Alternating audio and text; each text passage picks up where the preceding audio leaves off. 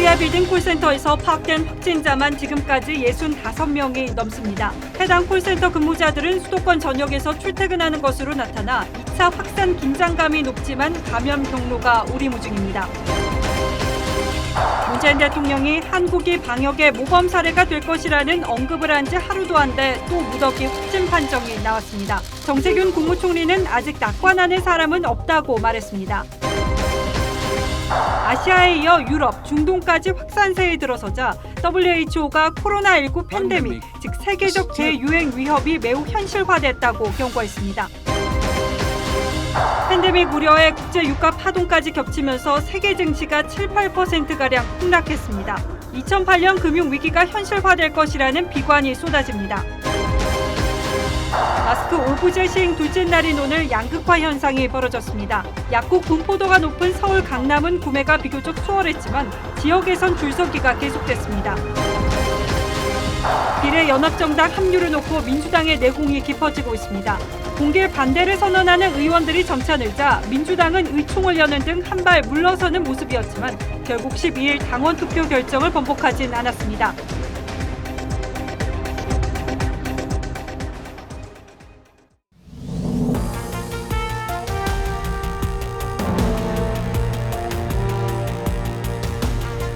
여러분 안녕하십니까? 뉴스9의 신동욱입니다. 대구의 코로나19 환자 발생이 주춤한가 싶더니 이번에는 서울에서 대규모 집단 감염 사례가 발생했습니다. 구로구의 한 콜센터에서 일하던 직원 등 최소 66명이 코로나19에 집단 감염된 것으로 확인됐습니다. 현재 콜센터 직원 전원에 대한 검사가 진행 중이고 콜센터가 입주한 건물 전체가 폐쇄됐습니다. 현장으로 먼저 가보겠습니다. 자, 주원진 기자. 네, 저는 서울 구로구 코리아 빌딩 앞에 나와 있습니다. 자, 서울에서 이런 대규모 집단 감염은 처음인 것 같은데 지금 어떤 상황입니까?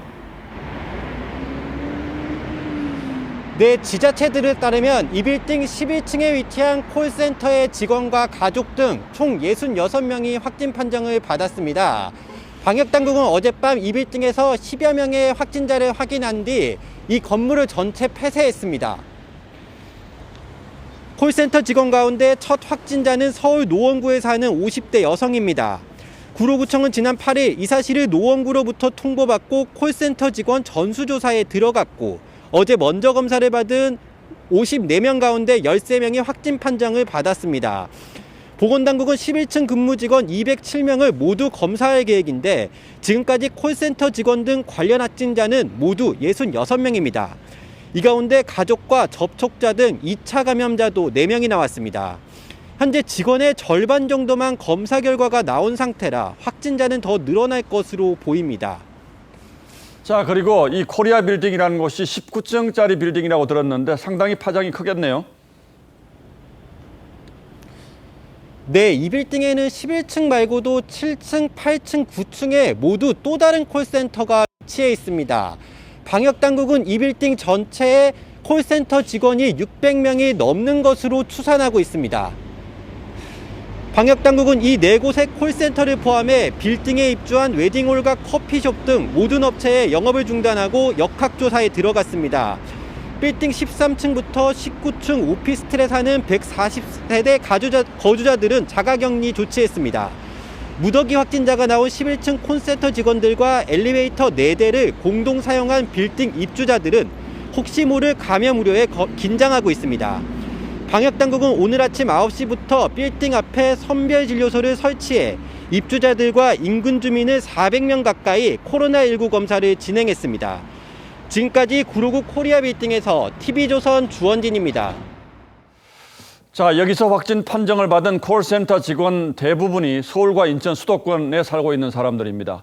서울에서는 구로구를 비롯해서 모두 7개 구에서 40명의 확진자가 나왔고 인천에서 14명, 그리고 경기도 안양과 부천 등 5개 시에서 12명의 확진자가 나왔습니다. 보신 것처럼 많은 콜센터 직원들이 수도권 곳곳에서 살면서 대중교통을 이용해서 출퇴근해왔기 때문에 이 과정에서 2차 또는 3차 추가 감염이 됐을 가능성도 매우 높습니다. 이미 인천에서는 확진 판정을 받은 콜센터 직원이 방문한 식당에서 식사를 한 한 시민이 확진 판정을 받은 사례가 나왔습니다. 강석 기자가 취재했습니다. 구로 콜센터로 출퇴근하던 인천 확진자 13명의 거주지는 인천시 6개 구에 퍼져 있습니다. 이들은 서울 지하철 1호선을 타고 직장으로 출퇴근했습니다. 집에서 지하철역으로 이동할 때 주로 버스를 이용한 것으로 파악됐습니다. 대부분 해당 집에서 지하철을 이용해서 구로역으로 가서 구로역에서 도보로 회사 간 거로 1차적으로 나왔습니다. 확진자들은 인천 시내 대형마트나 지하상가, 음식점 등을 다니며 일상생활을 한 것으로 확인됐습니다. 콜센터 확진자 1명과 같은 식당 옆자리에서 식사를 한 50대 남성은 확진 판정을 받았습니다. 이 남성은 식당에 있던 확진자와 친분이 없던 것으로 조사됐습니다. 14번째 분은 그 콜센터 근무하시는 분한테서 옮겨왔다라고 보는 게 아직까지는 합리적인 추정이라고 봅니다. 구로 콜센터 경기도 거주 직원 12명도 확진 판정을 받으면서 수도권 전역 확대 가능성에 대한 주민들의 불안감도 커지고 있습니다. 옆에서 진짜 아무렇지 않게 밥 드시고 계신 분이 확진자일 수도 있고 엘리베이터 탈 때도 솔직히 조금 꺼려지고 좀 많이 우려스럽습니다.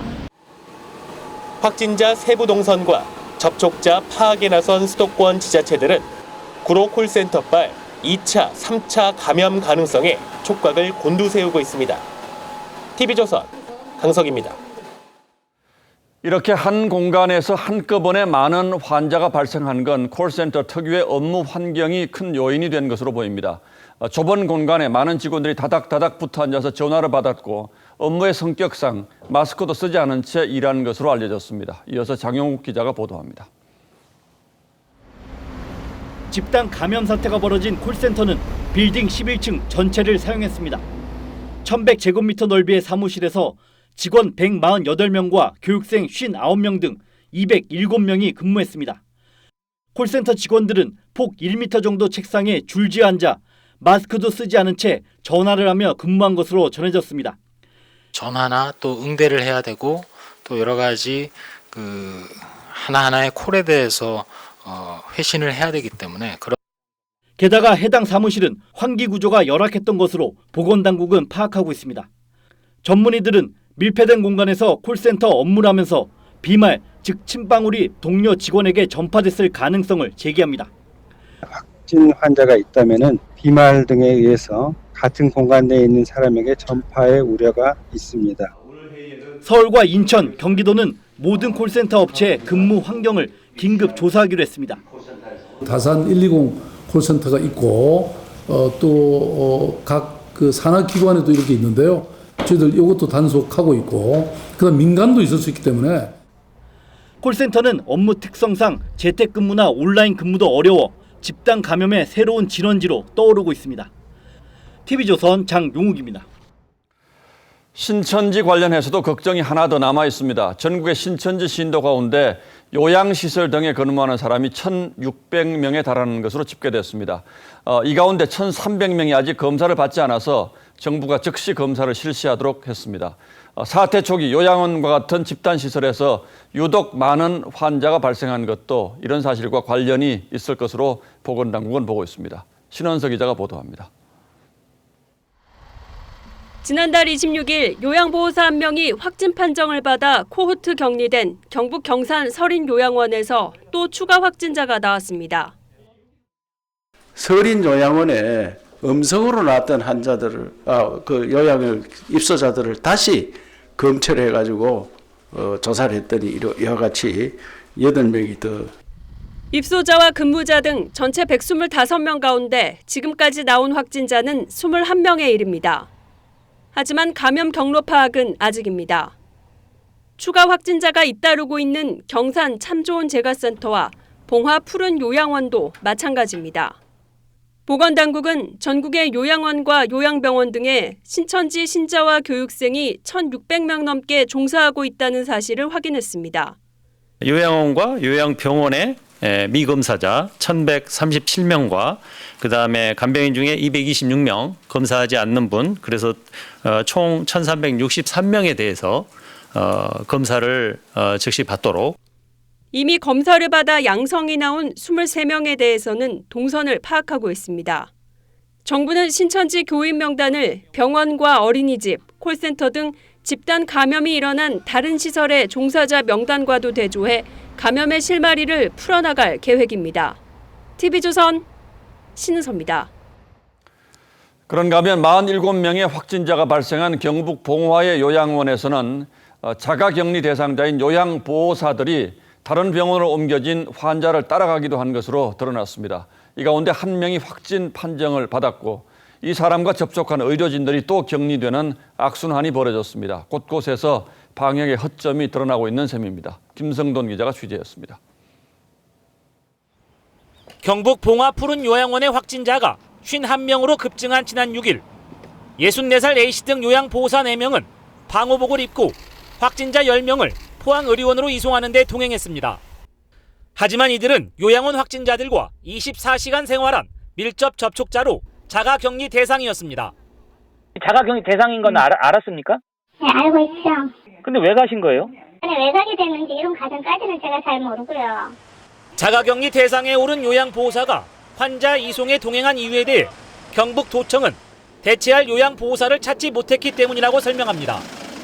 요양보호사를 못 찾았는 모양이에요. 어린이 오래가지고 이분들 입소하는데 도와준다고 아마.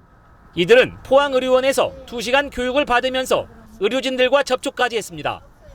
간병인은 어떻게 해서 왔는지, 요양원에서 보냈는지 그거는 잘 모르겠어요.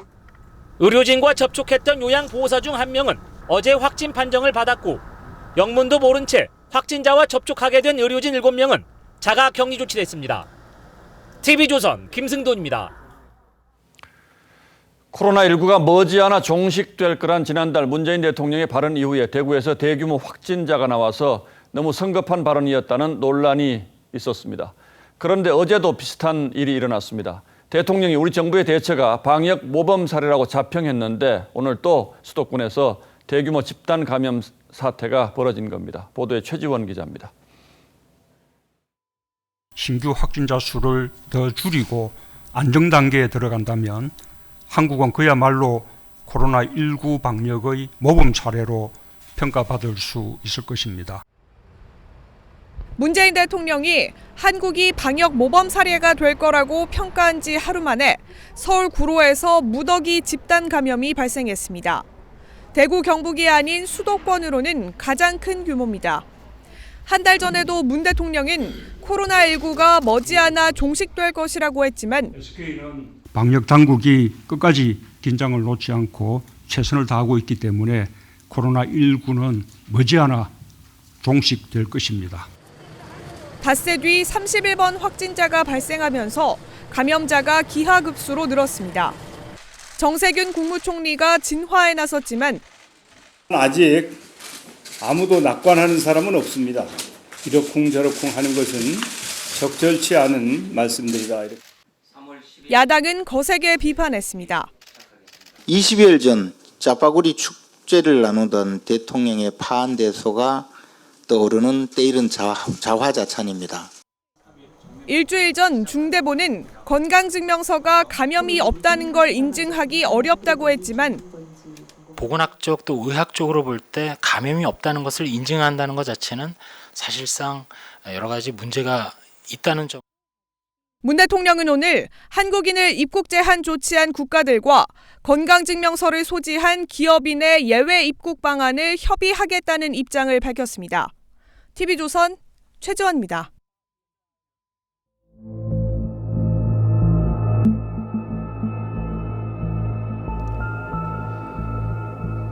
팬데믹의 위협이 매우 현실화됐다. 세계보건기구가 코로나19의 팬데믹, 즉 세계적 대유행을 사실상 선언했습니다.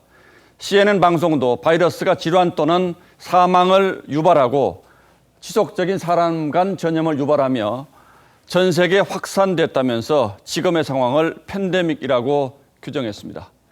코로나19는 이미 전 세계에서 11만 3천 명 이상을 감염시켰습니다. 숨진 사람도 4천 명이 넘죠. 발원지인 중국은 진정세로 접어들었다고 합니다만 유럽과 미주, 오세아니아 등 전 세계로 코로나19가 급속히 번져가고 있습니다. 특히 이탈리아는 확진자가 1만 명에 육박하면서 6천만 전 국민에게 사실상의 이동 제한령이 내려졌습니다. 송지욱 기자가 보도합니다. 관광객 천지였던 베네치아의 산마르코 광장이 텅 비었습니다. 마트 앞은 마스크를 쓴 사람들로 장사진입니다. 이탈리아의 코로나19 확진자는 9일 기준으로 9,172명, 하루 사이 1,797명이나 늘었습니다. 사망자도 463명, 치명률이 5%를 웃돕니다. 이탈리아 정부는 전국에 이동 제한령까지 내리며 바이러스와의 전쟁을 선포했습니다. 다음 달 3일까지 6천만 국민이 업무나 건강 이외 이유로는 거주 지역을 벗어날 수 없습니다. Io resto a casa. Non ci sarà più una zona rossa, non ci sarà più la zona 1 e la zona 2 della penisola. Ci sarà l'Italia. 이탈리아 프로축구 세리에 A도 중단됩니다. 외신들은 2차 대전 이래 가장 가혹한 조치를 단행했다고 평가했습니다. 코로나19 확산 우려로 면회가 금지된 이탈리아 교도소 곳곳에선 폭동 사태가 이틀째 빚어져 7명이 숨졌습니다. 프랑스와 독일, 스페인에서도 확진자가 각각 1,000명을 넘어서며 코로나19 피해가 커지고 있습니다. TV조선 송지욱입니다. 중동어로의 확산세도 심상치 않습니다. 이란에서만 8천여 명의 확진자가 나왔습니다. 호텔이 폐쇄되고 학교가 문을 닫았는데 이미 291명이 숨졌습니다. 경제 봉쇄로 의료시설도 약품도 부족해서 치료가 쉽지 않은 게 더 큰 문제입니다. 김지수 기자입니다. 이란 이스파한 공항이 한산합니다. 정부의 여행 금지령에 체크인 카운터가 문을 닫았습니다. 이란은 감염자가 총 8,000명을 넘었습니다. 사망자도 291명을 기록했습니다. ظرف 24 ساعت گذشته 43 نفر متاسفانه به جمع افرادی که ناشی از ابتلا به بیماری کووید 19 درگذشتند. 학교와 호텔을 폐쇄하고 단체 종교 활동도 막았지만 고위직까지 번졌습니다. 지난달 21일 코로나19 유행 속에 총선을 치르면서 전체 의원의 약 10%인 24명이 감염됐고 이 중 2명이 사망했습니다. 이란 최고 지도자는 감염 우려에 신년 연설을 취소했습니다. 현지 언론은 일부 주민이 코로나19 바이러스를 소독한다며 공업용 알코올을 마셔 27명이 숨지고 200여 명이 치료를 받았다고 전했습니다. 사우디아라비아는 이란 방문 사실을 숨긴 확진자가 늘자 입국 전 동선을 숨기면 우리 돈 1억 6천만 원의 과태료를 물리기로 했습니다. 이스라엘은 모든 입국자를 대상으로 14일간 자가격리를 시행하겠다고 발표했습니다. TV조선 김지수입니다. 설마 했던 코로나19의 팬데믹이 현실화하면서 전 세계 금융시장도 패닉에 빠졌습니다. 어제 미국의 주가는 금융위기 이후 가장 많이 떨어졌고 경기 침체에 대한 우려로 국제 유가도 20% 이상 폭락했습니다. 이상배 기자가 보도합니다. 뉴욕 증시엔 개장 4분 만에 서킷 브레이커가 발동됐습니다. S&P 500 지수가 7% 넘게 폭락하자 주식 거래가 일시 중단된 건데 피해 월요일로 기억되는 1997년 10월 아시아 외환위기 때 이후 23년 만입니다. 다우지수는 하락폭 기준으론 역대 최대, 하락률 기준으론 2008년 금융위기 이후 최악을 기록했습니다. 국제유가 폭락이 투자 심리에 찬물을 끼얹었습니다. 4월 인도분 서부 텍사스산 원유는 20% 넘게 급락했습니다. 1991년 걸프전 이후 최대의 낙폭입니다. I mean, the coronavirus fear and panics and the news over the weekend as that continues to spread, and the double whammy has been the oil issue. 코로나 확진자가 급격히 늘어나는 이탈리아는 11.17%, 9.11 사태 이후 19년 만에 최대 낙폭을 기록했습니다. 영국, 프랑스, 독일 등도 기록적인 급락세를 보였습니다. 어제 2,000선이 무너진 코스피도 1,800까지 떨어질 수 있다는 우려가 나옵니다. 외국인과 기관의 공매도가 주가 하락을 부추긴다는 논란이 커지자 정부는 앞으로 3개월간 공매도를 강력하게 규제하는 대책을 내놨습니다. TV조선 이상배입니다. 엎친 데 덮친 격으로 우리 경제의 내상도 깊어지고 있습니다. 코로나19 사태와 직접적인 관련이 있는 항공, 여행, 내수 업종은 말할 것도 없고 자동차, 반도체, 스마트폰 등 수출 주력 업종들도 위기감이 갈수록 커지고 있습니다. 문제는 이 사태가 얼마나 오래 지속될 것인가에 있겠죠. 임유진 기자가 보도합니다. 말 그대로 항공기 전시장입니다.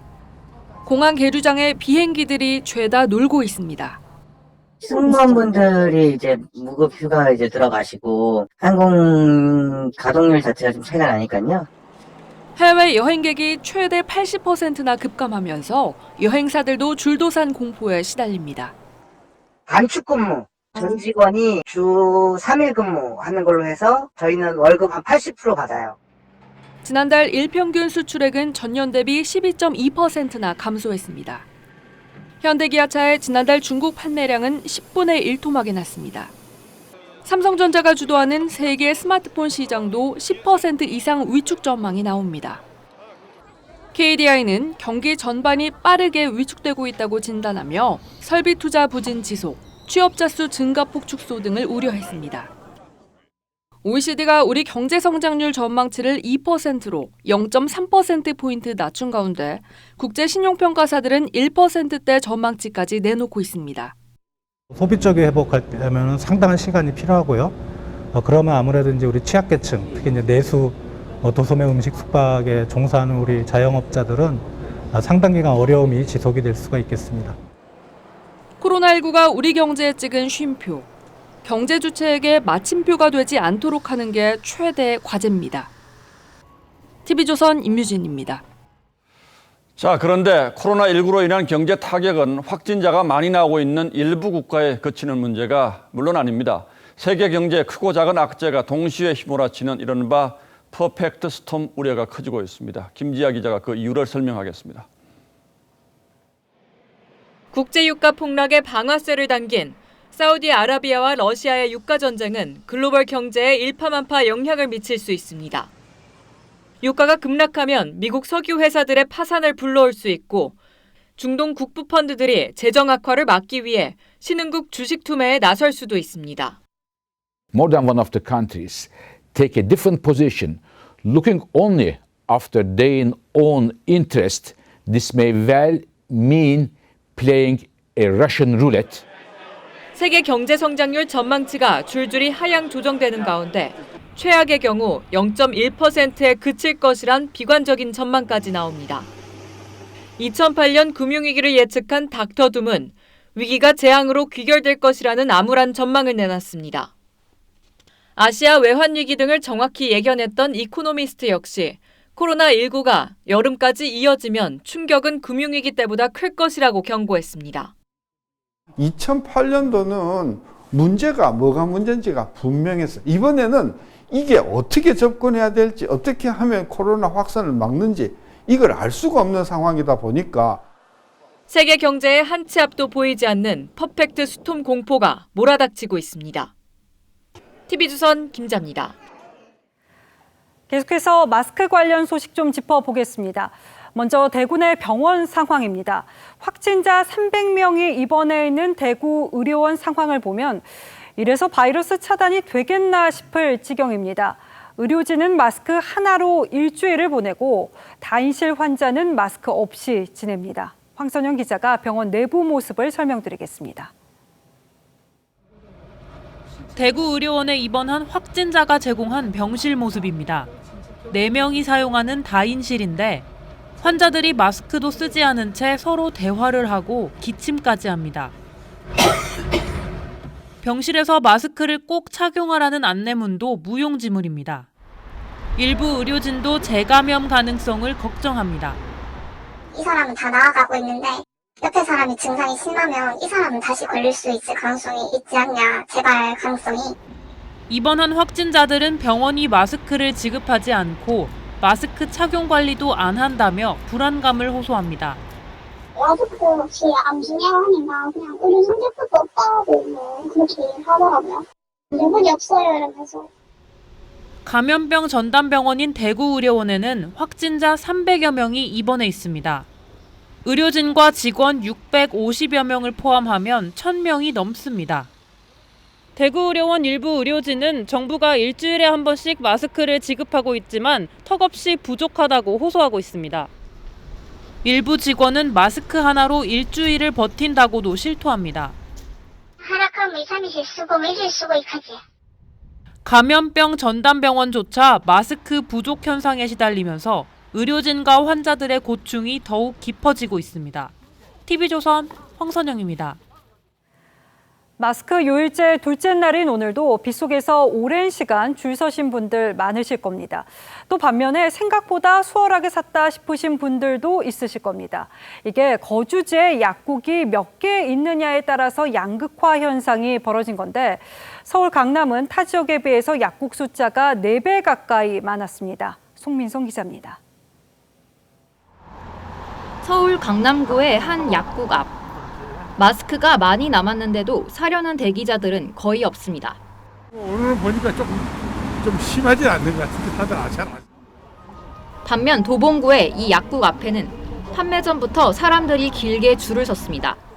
90분. 집이 멀어갖고 갔다 갔다 오기 싫어서 그냥 서 있었어요. 그래갖고 여기가 아파요, 여기가. 이제 1시간 전에 나왔는데 여기니까 이제 저 앞에는 더 일찍 왔지. 성형외과 등 병의원이 많은 강남구에는 약국이 446개, 반면 도봉구에는 약 4분의 1인 115개가 있습니다. 거주 인구수를 감안해도 도봉구가 마스크 사기 배 이상 어렵습니다. 전국적으로도 약국 수의 편차가 큰데 강원도는 면적이 서울의 34배에 이르지만 약국 수는 10분의 1 남짓입니다. 우리가 짧은 기간 안에 시행을 하면서 지역의 약국이 얼마나 분포돼 있고 이런 것까지를 저희가 다 파악을 자료는 가지고 있지만 그렇게 배분하려면 그러면 이제 그건 너무나 정교한 작업에서 정부는 구매 불편을 줄이기 위해 내일 오전부터 공적 마스크 판매처와 판매량 정보를 알 수 있는 앱 서비스를 시작한다고 밝혔습니다. TV조선 송민선입니다. 오부제 시행으로 마스크 구하기는 다소 수월해졌는데 어떤 약국에는 소형만 남아있고 또 어떤 약국에는 대형만 있고 결국 일부 소비자는 사이즈에 맞지 않아도 우선 구매한 뒤 중고거래 사이트에서 교환하는 방식도 취하고 있습니다. 장윤정 기자입니다. 약국 앞에 대형 마스크 품절을 알리는 안내문이 붙어 있습니다. 또 다른 약국은 소형 마스크만 있다고 써붙였습니다. 남아갖고 애기 거는 이제 구하시는 분이 없어서 애들 거만 지금 소형만 남아. 마스크 크기별 입고량이 제각각인 탓에 발길을 돌리는 시민도 있었습니다. 울며 겨자 먹기로 소형 마스크를 구매하는 경우도 있습니다. 구매를 안 할 경우 그냥 이번 주에 살 수 있는 제 목이 없어지는 것 같아서 그냥 소형이라도 사서 필요하신 분한테 드리려고 그냥. 어린이용 소형 마스크가 필요한 부모들은 옆 동네까지 찾아오기도 합니다. 이래 약수동에 있는 엄마들이 하나 보고서는 수학년 남았다 그러면 이래 엄마들이 내려오고. 약국은 마스크를 주는 대로 받을 뿐입니다. 지 맘대로 들어와 자기네가. 그건 내 맘대로 받는 게 아니에요. 주는 대로 받는 거예요. 이렇다 보니 중고거래 사이트에는 소형과 대형 마스크를 맞교환하자는 글도 올라오고 있습니다. 시민들은 어린이용 소형 마스크만이라도 판매처를 지정하면 혼선을 덜 수 있을 거라고 지적했습니다. TV조선 장윤정입니다. 어젯밤 전북 정읍에서 코로나19 능동 감시 대상자였던 40대 신천지 여성 신도가 극단적 선택을 했습니다. 지난달 울산에서도 비슷한 일이 있었는데요. 이 신천지 측은 2명 모두 가정에서 종교적 핍박을 받았다고 주장했습니다. 박건우 기자입니다. 전북 정읍에 사는 41살 여성 A씨가 아파트 11층에서 추락하는 사고가 난 것은 어젯밤 10시 반쯤. 출동한 구급대가 병원으로 옮겼지만 숨졌습니다. 안타깝죠. 조용했었거든요. 신천지 사람들이 살래 안 살래 그런 말도 없었어요. 신천지 교인 명단에 올라 당국의 능동감시 대상이었던 A씨는 최근 2차례 검사에서 모두 음성 판정을 받았습니다. A씨는 2년 전쯤부터 이곳 신천지 정읍교회에 다닌 것으로 알려졌습니다. 경찰은 숨진 A씨가 사고 직전 종교 문제로 남편과 다툰 것으로 파악하고 있습니다. 종교 문제 때문에 그랬는가 어쩌는가 이제 남편하고 그런 부분은 내가 다학적으로 지금 수사 중에 있어요. 앞서 지난달 26일에도 울산의 60대 신천지 여성 교인이 7층 자신의 집에서 떨어져 숨졌습니다. 신천지 측은 숨진 여성 교인 2명 모두 평소 가족의 종교적 핍박을 겪었다고 주장했습니다. 평상시에 폭언이나 폭력이 있었는데 교회에도 남편이 좀 찾아와서 폭언하면서 이제 아내를 데려간 적도 있고.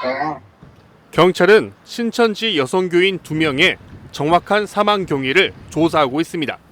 TV조선 박건우입니다. 바이러스 확산을 방지하기 위해 학교의 휴원이 연장됐고 기업들의 재택근무도 연장되는 추세인데요. 특히 다른 업종보다 원격 근무가 쉬운 IT 업계는 전원 재택근무에 들어가기도 했습니다. 이 때문에 한국의 실리콘밸리로 불리는 판교는 유령 도시처럼 변했습니다. 김자민 기자가 둘러봤습니다. 커피숍에도 안경점에도 상가 곳곳에 영업시간 단축 안내문이 붙어 있습니다. 카카오 본사를 마주하고 있는 카페는 오후 4시로 문 닫는 시간을 앞당겼습니다. 매출은 3분의 1 토막이 나버렸습니다. 가게 오픈한 이래 이 정도로 손님이 안 오시면 처음인 것 같습니다. 직장인들로 북적이던 음식점 문도 굳게 닫혔습니다. 이 식당은 주변 IT 회사들이 재택근무에 들어간 시점에 맞물려 무기한 임시 휴업에 들어갔습니다. 코로나19가 확산되자 네이버, 카카오는 전 직원 대상 원격 재택근무를 연장했습니다. 넥슨과 NC소프트 등 게임 업체들도 출근 인력을 최소화하면서 IT밸리 일대는 거대한 유령 도시가 됐습니다. 판교역 이용자 수가 40% 가까이 급감할 정도로 유동인구가 실종됐고 상인들은 아르바이트생을 줄여가며 근근히 버티고 있습니다. 사람 지금 저희도 5명 쓰고 있었는데 지금 반나절씩 2명밖에 안 써요. 그렇게 해서 인건비 줄여서 뭐 어떻게 버티고 그게 장기화되면은 솔직히 답이 없죠. 코로나19로 전 국민의 일상이 바뀐 가운데 자영업자들의 보릿고개는 특히나 위태로워 보입니다. TV조선 김자민입니다. 코로나 확진자들의 동선 공개 어떻게 생각하십니까? 방역 1등 공신이라는 평가도 받지만 확진자 동선 공개가 일부 몰지각한 네티즌들에 의해 인권 침해라는 부작용을 낳고 있는 것도 현실입니다. 국가인권위는 과도한 사생활 노출을 우려했는데요. 이 동선 공개가 풀어야 할 숙제에 오늘의 포커스를 맞췄습니다. 한일관에서 함께 저녁 식사를 하셨습니다. 무슨 동이 무슨 아파트 단지 야토다 이렇게 알려주고 압구정동 글로비 성형외과 그리고 역삼동의 호텔 류부. 이렇게 동선이 낱낱이 공개되는 국내 코로나 확진자는 현재까지 7,500여 명. 정부와 지자체는 확진자의 증상 발현 하루 전부터 동선을 여러 방법을 통해 낱낱이 추적한 뒤 홈페이지 등에 공개하고 있죠. 전화, 핸드폰, 위치 추적도 CCTV 등을 확인하면서 시민들은 확진자가 간 곳을 피할 수 있어 안심입니다. 그 바로 앞에 우리 여기 아파트거든요. 바로 앞에 아파트에서 나왔대요. 그런데 국가인권위원회가 사생활이 과도하게 노출되는 사례에 우려를 나타내며 개인 신상을 밝히지 말고 시간별 방문자만 공개할 것을 공식 제안했습니다. 실제 일부 지자체들은 나이와 성별, 직업까지 공개합니다. 서울의 한 구청은 26세 남성이 무슨 동에 거주한다. 한 소도시는 25세 간호사가 숙박업소와 주점에 간 시간을 분 단위로 공개했습니다. 개인정보를 감춰도 일부 네티즌들은 회사 주소지와 단골 식당 등을 통해 신상을 추적해 험담과 조롱도 쏟아냅니다. 이러니 코로나 감염보다 동선 공개가 더 무섭다는 말까지 나올 지경이죠. 추측을 근거로 해서 허위 사실을 유포할 경우 모두 정보통신망법에 의해서 명예훼손이나 모욕으로 처벌될 수도 있고요. 반면 한국의 동선 공개는 강력한 코로나 방역 조치라는 평가를 받고 있습니다. Because it indicates that surveillance measures are working and Korea's epidemic can still be contained. 투명하고 적극적인 정보 공개는 특히 정보 은폐 의혹을 사는 중국, 일본과 비교됩니다. 한 외신은 서구에서는 사생활 침해란 반발을 살 동선 공개가 한국에서는 두드러진 역할을 한다고 평가했습니다. 다른 나라들은 이동 금지에 방역에 중점을 두는 편이지요. Degli assembramenti all'aperto in locali aperti al pubblico. Je pense que les mesures qui ont été prises vont dans le bon sens. Do not travel to specific regions in Italy and South Korea. 建议就是居家，就是减少出行。 감염병 환자의 동선 공개라는 초강력 방역 조치가 인권과 조화를 이뤄야 하는 새로운 숙제를 풀어야 합니다. 뉴스나인 포커스였습니다.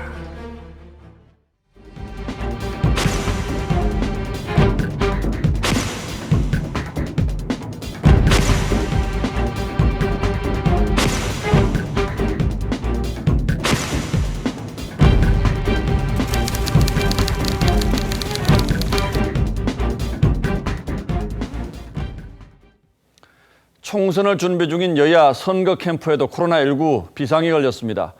미래통합당 양금희 대구 북갑 예비후보 선거 캠프의 선거 사무장이 어제 숨진 뒤에 확진 판정을 받았고, 민주당 윤건영 예비후보는 선거 사무소가 입주한 건물에서 집단 감염자가 발생해서 선거 사무실을 일시 폐쇄했습니다. 보도에 이태희 기자입니다.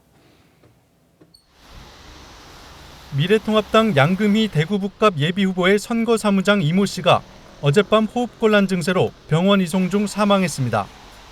이 씨는 나흘 전 이상 증세를 느껴 코로나 검사를 받았지만 음성 판정이 나왔고 사망 후 확진 판정을 받았습니다. 우리 대구 시민들이 겪는 그 어려움을 저도 같이 하나를 겪어가면서 같이 잘 극복해 나가보자. 양 후보 측은 선거 캠프를 폐쇄하고 방역 조치 중이며 양 후보는 자가격리에 들어갔습니다. 민주당 윤건영 서울 구로을 예비후보 선거 캠프에도 비상이 걸렸습니다. 윤 후보 선거사무소는 집단 감염자가 나온 구로구 콜센터와 같은 건물에 입주해 있습니다. 윤 후보는 어제 음성 판정을 받았지만 사무실을 일시 폐쇄하고 자가격리 중입니다. 윤 후보는 조만간 사무실을 옮길 것으로 알려졌습니다. 윤 후보는 페이스북에 구로 주민 확진자가 늘어 걱정이라며 구로에서 더 이상 추가 확진자가 없기를 바란다고 썼습니다. 본격적인 총선 선거운동을 앞두고 각 후보 진영에선 코로나 사태 대책 마련에 고심하고 있습니다. TV조선 이태희입니다. 더불어민주당이 비례연합정당에 합류하는 방향으로 가닥을 잡아가고 있습니다. 오늘은 의원총회를 열어서 의견을 수렴했는데 명분이 없다는 일부 의원들의 반발이 있기는 했습니다만 불가피하다는 찬성 의견이 더 많았다고 합니다. 서주민 기자가 보도합니다. 2시간 반가량 진행된 비공개 의원총회에서 반대 의사를 밝힌 의원들은 중도 표심에 민감한 수도권과 영남 의원들이었습니다. 명분 없는 비례연합당에 참여하는 일 때문에 실리적으로도 엄청난 손해를 보는 소탐대실의 결과를 가져오는 결정을 해서는 안 된다는 게. 의총엔 불참했지만 부산, 경남, 울산 공동선대위원장을 맡고 있는 김두관, 김용춘 의원도 꼼수를 따라할 수는 없다며 공개 반대했습니다. 하지만 의총에선 미래통합당에 일당을 내줄 수는 없다며 연합정당 합류가 불가피하다는 의견이 다수였습니다. 아예 단독 비례정당을 만들자는 의견도 나온 것으로 알려졌습니다. 비율로 말씀드리기에는 그렇고 찬성하는 쪽이 훨씬 많이 있었습니다. 이근영 전략기획위원장은 정의당을 제외하더라도 연합정당 19에서 20석, 미래한국당 17에서 18석, 정의당 5석 정도를 얻을 수 있다고 전망했습니다. 민주당은 12일 전당원 투표를 실시할 예정인데 참여로 결론 날 것이란 전망이 우세합니다. 민주당이 정의당의 반대에도 비례정당에 합류할 경우 일부 지역에서 예상됐던 범여권 후보 단일화도 어려워질 가능성이 있습니다. TV조선 서주민입니다. 미래통합당의 비례정당으로 만들어진 미래한국당에는 530명이 공천을 신청한 것으로 집계됐습니다. 한선교 대표는 미래통합당과는 완전히 독립된 공천을 하겠다고 밝혔습니다. 보도에 이채림 기자입니다. 어제 마감된 미래한국당 비례대표 후보 신청에 530명이 몰렸습니다. 128명이 신청한 민주당의 4배가 넘습니다. 미래한국당은 후보 면접과 선거인단 100인의 추인을 거쳐 오는 16일 후보를 확정합니다. 한성규 대표는 미래통합당과 분리된 독자 공천을 강조했습니다. 100% 가깝게 99% 독립성을 저는 보장한다고 선언을 할 수가 있을 정도의 각오를 갖고 있습니다. 미래통합당 영입 인사인 윤봉길 의사 손녀 윤주경 전 독립기념관장과 목발 탈북으로 유명한 지성호 나우 대표는 미래한국당으로 당적을 옮겼습니다. 박근혜 전 대통령 변호인 유영하 변호사도 공천을 신청했지만 당에선 부정적 의견도 나왔습니다. 유영하 변호사님 같은 경우는 지원자의 부적격 조건이 아마 있을 겁니다. 그 조건을 보시게 되면은 국론이라는 부분도 나오고 개파가라는 부분도 아마 나와 있을 겁니다. 최근 채널A에서 퇴직한 조수진 기자도 비공개로 공천을 신청한 것으로 알려졌지만 본인은 연락이 닿지 않았습니다. 여성으로는 공간정보 산업 분야 과학자 조명희 경북대 교수가 신청을 했습니다. 한편 국회 법사위원장으로 박근혜 전 대통령의 탄핵 소추위원을 맡았던 삼선 권성동 의원은 컷오프됐고 홍윤식 전 행정자치부 장관이 강원 강릉 공천을 받았습니다. TV조선 이채리입니다. 대부분의 아파트 단지에서 경비원이 하는 일은 여러 가지입니다. 경비만 보는 게 아니라 쓰레기 분리수거도 돕고 또 주차 관리까지 하는 곳도 많죠. 그런데 앞으로는 이런 일을 하게 되면 단속 대상이 될 수 있다고 합니다. 이게 뭔 얘기인지 지금부터 따져보겠습니다.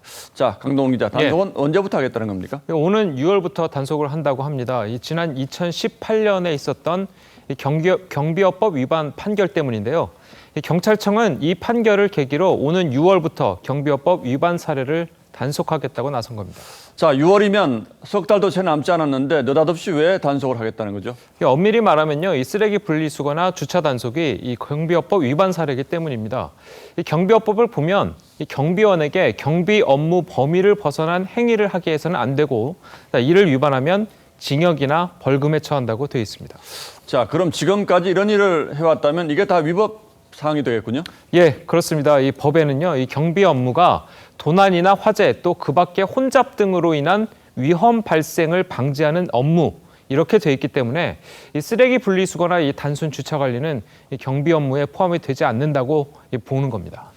예, 이런 논란 때문에 경비 용역 업체와 계약을 맺을 때 쓰레기 분리수거라든지 주차 관리도 할 수 있도록 따로 계약을 할 수도 있을 텐데 이런 경우도 안 되는 겁니까, 그럼? 그럴 경우에는요, 이 법적인 다툼이 좀 있을 것으로 예상이 됩니다.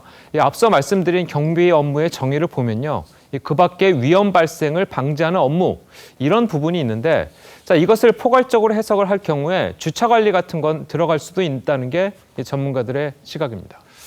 자, 아무튼 그런 세부적인 계약이 없다면 경비원들이 앞으로 그런 일은 못하게 되는 셈이 되는데 그럼 누가 해야 됩니까, 그건? 아무래도 경비 업무 이외의 부수적인 일들은요, 이 별도의 용역을 고용해서 해결하거나 이 전자 경비 시스템 등을 도입해서 이 경비원 수를 줄이고 그 대신에 청소원을 더 고용하는 방법밖엔 없을 것으로 보입니다.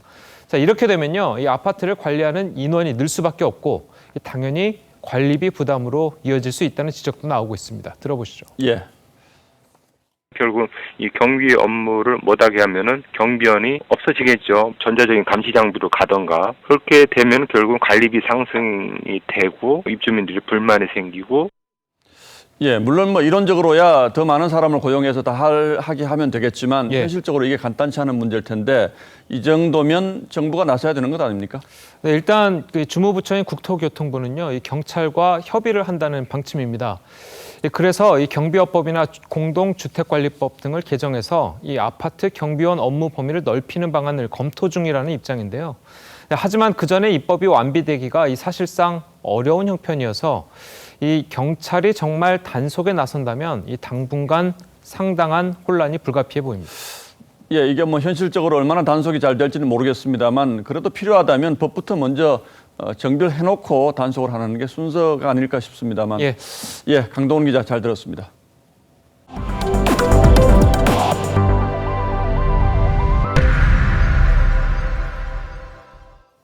한국에서 대담 형식의 토크쇼를 개척한 재미교포 코미디언 잔이윤 씨가 미국 LA에서 향년 84세로 숨을 거뒀습니다. 최윤정 기자입니다. 우리가 오늘날 안경을 쓰고 살지 누가 알았어요? 조물주는 벌써 미리 알고 귀를 여기다가 붙여놨잖아요. 원조 한류 스타로 한 시대를 풍미한 잔이윤 씨. 뇌출혈 이후 치매로 LA 요양시설에서 지내왔는데 지난 4일 혈압 저하 등으로 병원에 입원했지만 끝내 숨졌습니다. 장례는 가족장으로 간소하게 치러지고 고인의 뜻에 따라 시신은 미국의 한 대학에 기증될 예정입니다. 1936년 충북 음성에서 태어난 잔이윤은 미국 대학에서 성악을 전공한 뒤 배우 코미디언으로 활동했습니다. 오랜 무명 생활 끝에 자니 카슨의 더 투나잇 쇼에 34회나 출연하며 스타덤에 올랐고 MBC 방송 잔이윤 스페셜 쇼를 진행하며 큰 인기를 누렸습니다. Tonight I would like to tell you some of the funniest Korean jokes. 옛날에 봉이 김선달이라는 사람이 살았는데 말이야. 한국으로 돌아온 그는 미국식 토크쇼 형식의 잔이윤 쇼를 진행하며 사랑을 받았습니다. 2014년에는 한국관광공사 감사로 임명돼 활동했지만 2016년 뇌출혈로 입원한 후 미국에서 치료와 요양을 이어갔습니다. 안녕히 주무십시오. 그의 사망 소식에 함께 방송을 했던 조영남, 배철수 씨를 비롯해 동료 연예인들의 애도가 이어지고 있습니다. TV조선 최윤정입니다.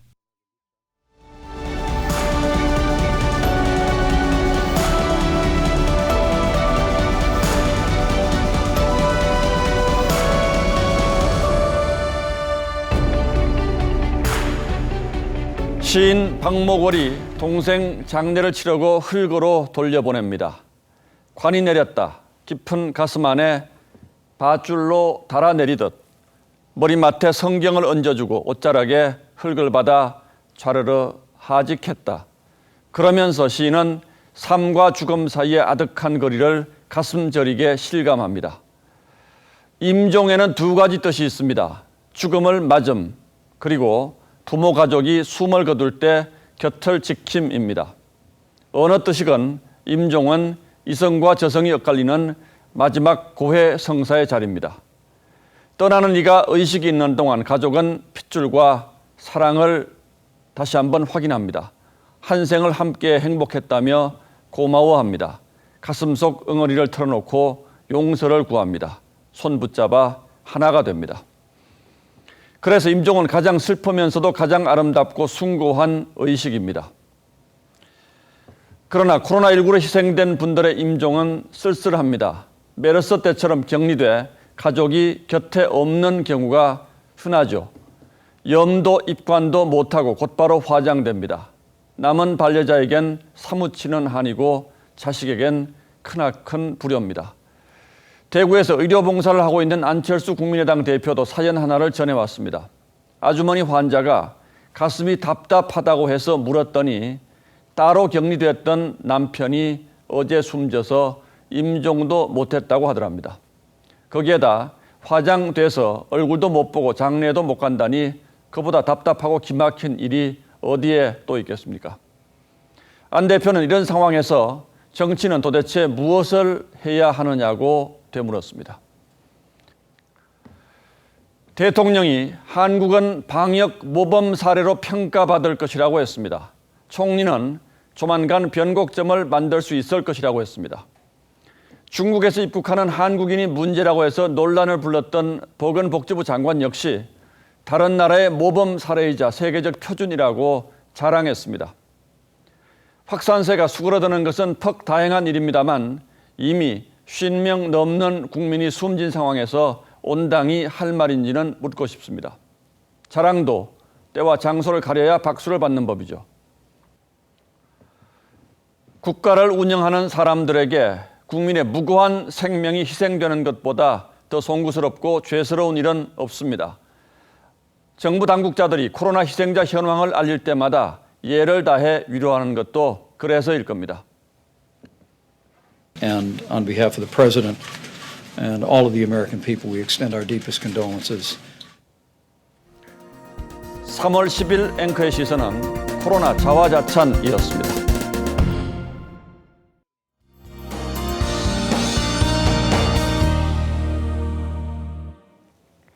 내일은 우산 대신 두꺼운 코트를 챙기셔야겠습니다. 찬바람이 불면서 기온이 크게 떨어질 텐데요. 서울은 내일 아침 영하 1도로 많이 춥겠습니다. 바람까지 강해서 체감 온도는 더 낮겠는데요. 그중 서해안과 제주도는 강풍주의보가 내려졌습니다. 바람으로 인한 피해 없도록 대비를 잘 하셔야겠습니다. 바다의 물결도 상당히 높게 일겠습니다. 내일 최저 기온 살펴보시면 대전이 0도, 대구는 2도에서 시작하겠고요.